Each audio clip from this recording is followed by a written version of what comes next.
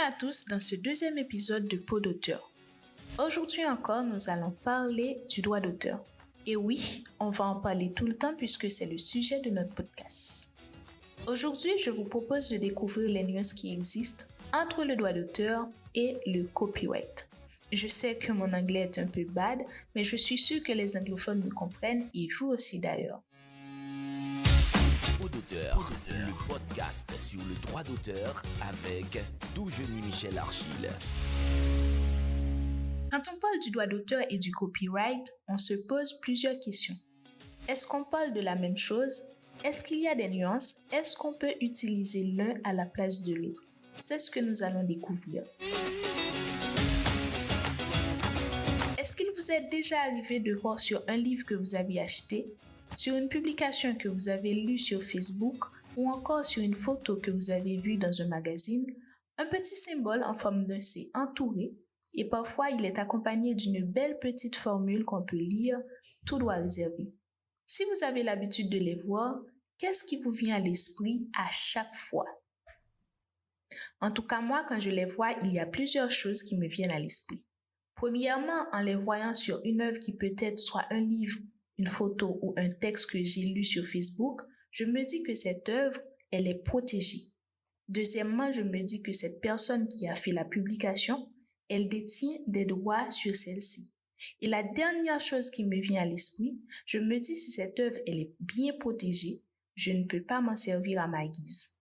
Par conséquent, si je veux la republier, je dois le faire soit dans sa forme initiale, sans rien changer, ou encore je dois citer impérativement le nom de son auteur, mais également la source. Mais gardez à l'esprit, lorsque vous voyez ces deux éléments, que vous êtes face au copyright. Mais, qu'est-ce que le copyright?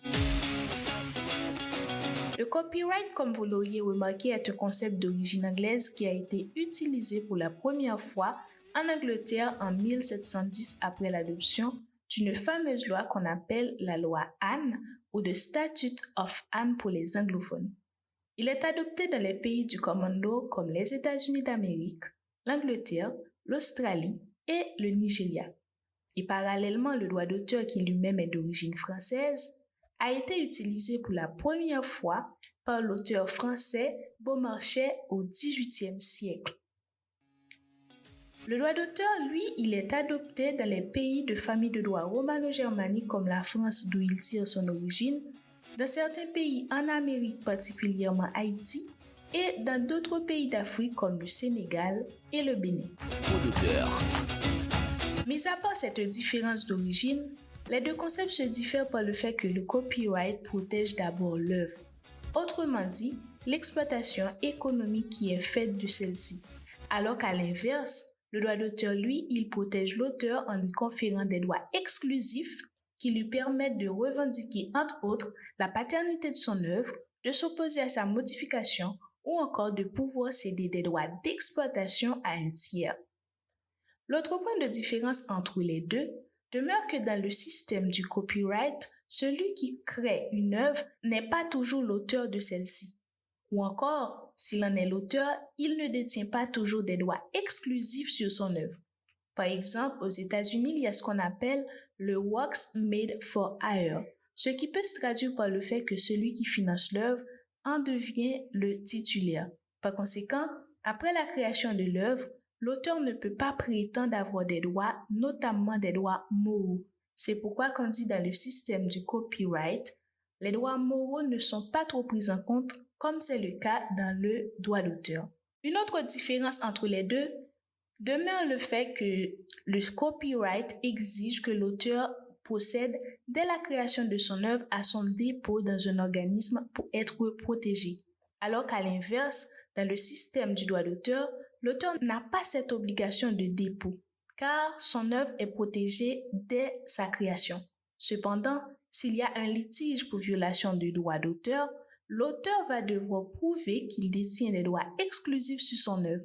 C'est pourquoi il lui est conseillé de procéder à son dépôt, soit dans une structure de protection comme c'est le cas pour Haïti, avec le Bureau haïtien du droit d'auteur, ou dans un organisme de gestion collective, comme c'est le cas pour la France, et on peut prendre des exemples comme la SACEM, la SCAM ou la SACD.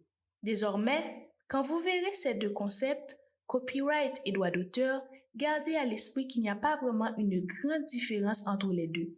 On parle toujours de droit d'auteur, on parle toujours de propriété intellectuelle, certes avec des différences d'origine et quelques nuances dans la pratique, mais en réalité, on parle toujours de la même chose. Par ailleurs, en ce qui a trait à la mention du symbole du copyright et de la petite formule tout droit réservé, sachez que ces deux éléments n'ont pas vraiment une grande valeur juridique dans le système du droit d'auteur, puisque l'œuvre, elle est protégée dès sa création. Pot d'auteur. Voilà, c'est tout ce que vous deviez savoir sur la différence entre le copyright et le droit d'auteur.